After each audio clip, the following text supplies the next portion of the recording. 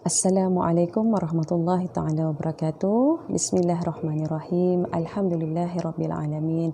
Wassalatu wassalamu ala asyrafil anbiya'i wal mursalin wa ala alihi wa sahbihi ajma'in. Syukur kehadrat Allah SWT kerana dengan izinnya kita masih lagi diberi peluang untuk beramal ibadah dalam bulan yang penuh keberkatan, iaitu bulan Ramadan Al-Mubarak. Sesungguhnya Ramadan adalah bulan yang sangat dinantikan oleh seluruh umat Islam.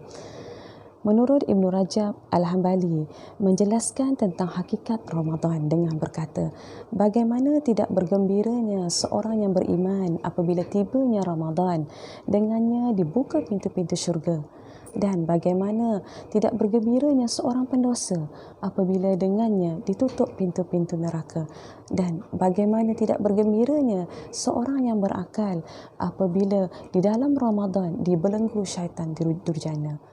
Adakah waktu lain yang menyerupainya? Hadirin hadirat yang dikasihi sekalian, Ramadan yang ditangisi pemergiannya, dirindui kehadirannya, ibarat tetamu yang sangat ditunggu-tunggu oleh seluruh umat Islam.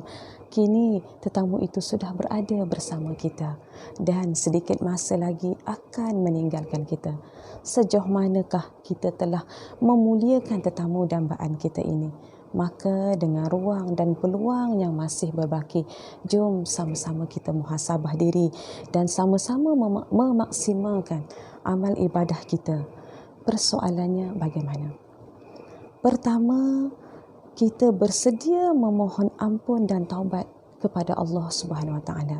Islam telah memperuntukkan amal soleh yang boleh menghapuskan dosa yang dilakukan, iaitu taubat, sebagai mengimbangi kelemahan manusia.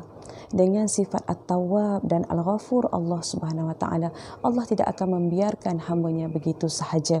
Sebagai orang yang beriman, kita dituntut agar sentiasa memohon keampunan Allah Subhanahu Wa Taala. Usahlah kita menjadi golongan yang menangguh-nangguhkan taubat kepada Allah, kerana ia menunjukkan keangkuhan dan kesombongan kita kepada Allah Subhanahu Wa Taala. Kedua, segera mengerjakan amal soleh. Bersegera melakukan amal kebaikan adalah suruhan Allah Subhanahu Wa Taala dan sifat terpuji orang yang beriman. Amalan ini akan menjauhkan kita daripada kerugian dan meningkatkan darjat di sisi Allah Subhanahu Wa Taala. Kesannya kita akan berasa seronok dan bersemangat dalam mengerjakan amalan-amalan fardu dan sunat sepanjang masa. Kita dituntut untuk bersegera melakukan kebaikan kerana kita tidak tahu tarikh mati kita tidak tahu ruang-ruang untuk kita melakukan kebaikan adakah tersedia untuk hari-hari berikutnya. Mungkin kita mampu untuk melakukan kebaikan, kita bersemangat untuk melakukan kebaikan, tapi tanpa izin Allah, tanpa kesempatan yang Allah izinkan, kita tidak akan dapat melakukan kebaikan tersebut.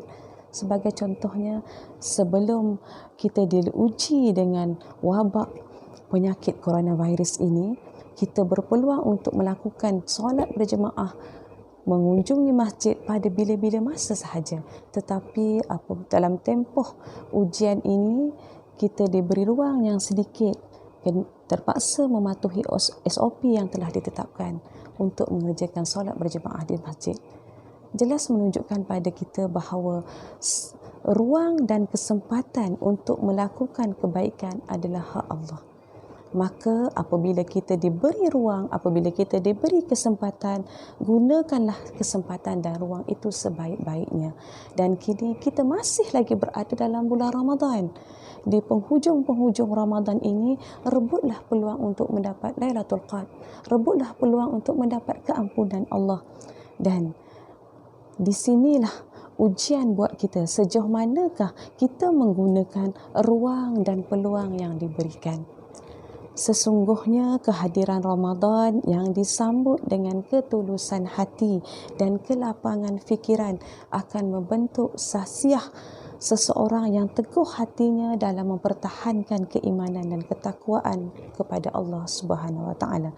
Bahkan puasa menjadi perisai yang akan melindungi diri daripada kehancuran jiwa, kerosakan perjalanan hidup dan melindungi diri daripada terjebak ke dalam golongan manusia yang tidak memiliki sifat sabar, tolong-menolong dan simpati sesama manusia.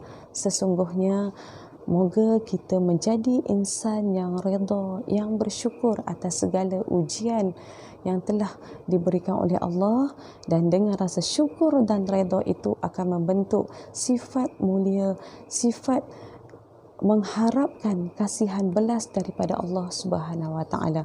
Mudah-mudahan Ramadan kali ini adalah Ramadan yang terbaik buat kita semua. Wabillahi taufik wal hidayah. Wassalamualaikum warahmatullahi wabarakatuh.